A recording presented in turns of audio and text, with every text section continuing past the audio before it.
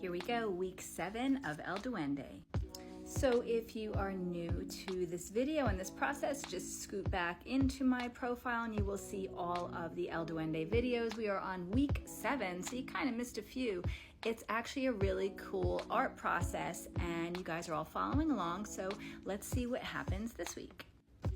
So after our lovely hurricane here in Texas, it's still been a little chaotic, and returning to work on Monday, having all new patients, like a brand new hospital, brand new job, I would say chaos definitely was the theme of the week. So thinking about what mediums would really express that chaos, I came up with alcohol ink.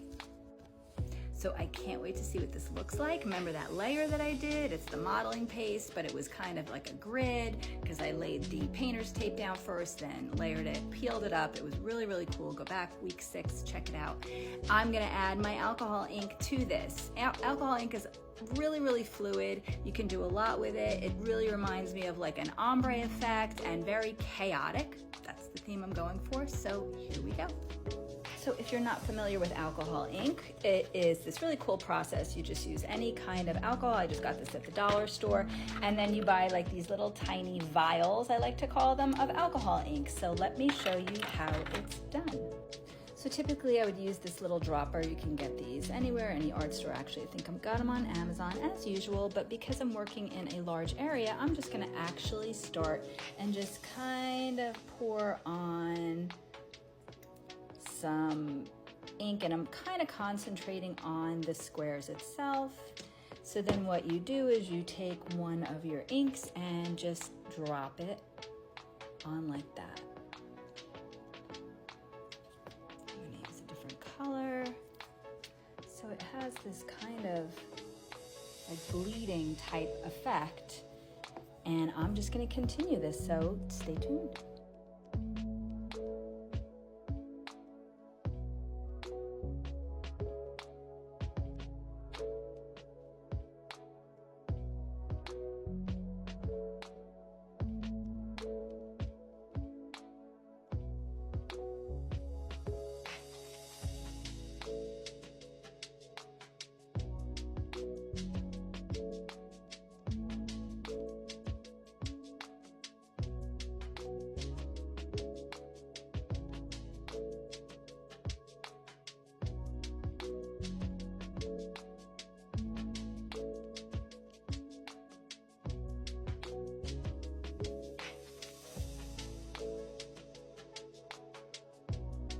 So I just went back over it, added some drops to those pieces that didn't get it, and then just add a little more alcohol. So we're gonna let this dry and see how it goes.